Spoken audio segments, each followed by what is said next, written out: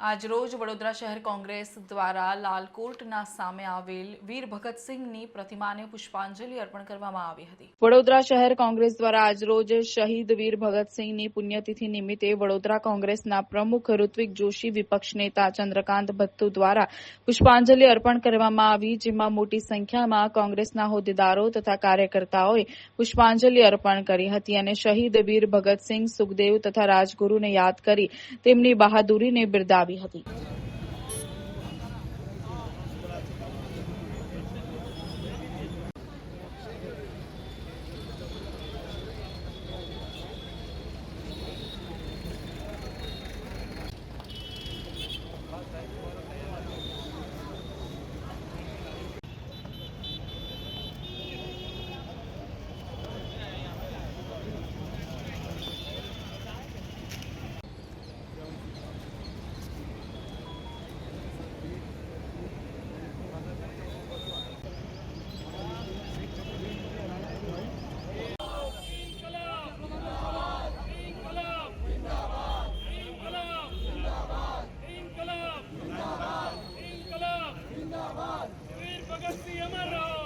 આજે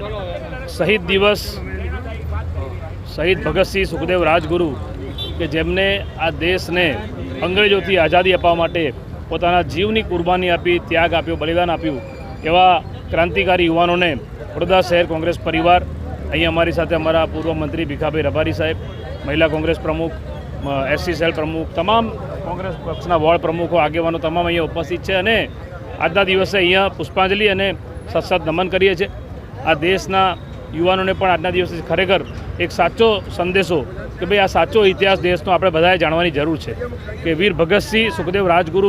જેને આ દેશ માટે કુરબાની આપી, એ સમયે જ્યારે અંગ્રેજો આ દેશમાં રાજ કરતા હતા અને જ્યારે દેશને ગુલામ બનાવ્યો હતો ત્યારે અંગ્રેજોની સામે એમને આ યુદ્ધ છેડ્યું હતું અને એવા શહીદ ભગતસિંહ, સુખદેવ, રાજગુરુને નમન કરીએ છીએ, યાદ કરીએ છીએ, પુષ્પાંજલિ અર્પણ કરીએ છીએ। આઝાદી પૂર્વે આ દેશના લડાયક અને ક્રાંતિકારી વીર ભગતસિંહ કે જેમણે ભર યુવાનીમાં દેશની ચિંતા કરીને આ દેશની જનતાને ગુલામીમાંથી મુક્ત કરવાના હેતુસર જે પોતાના જીવનું બલિદાન આપ્યું હોય, આજે એમની 94મી જન્મજયંતિ નિમિત્તે વડોદરા શહેર કોંગ્રેસ પરિવાર દ્વારા અમે તેઓને શ્રદ્ધાંજલિ આપી રહ્યા છીએ। સાથે સાથે આ દેશના યુવાઓને એક સંદેશ પણ આપી રહ્યા છે કે જ્યારે આ આઝાદીની લડતમાં યુવાનું જે બલિદાન, એ બલિદાન એડે ના જાય। આજે અસત્યના માર્ગે જે લોકો ચાલતા હોય એવા લોકોના સત્યના માર્ગે ચાલવા માટે યુવાઓએ પ્રેરણા લઈ આ દેશને આજની જે ગુલામી છે, જેમાં બેરોજગારી, મોંઘવારી અને ભૂખમરો છે, એની સામેની સાચા આઝાદીની લડતમાં સહયોગ થવો જોઈએ। મહેશ સોલંકી, ચેરમેન, અનુસૂચિત જાતિ, વડોદરા શહેર કોંગ્રેસ।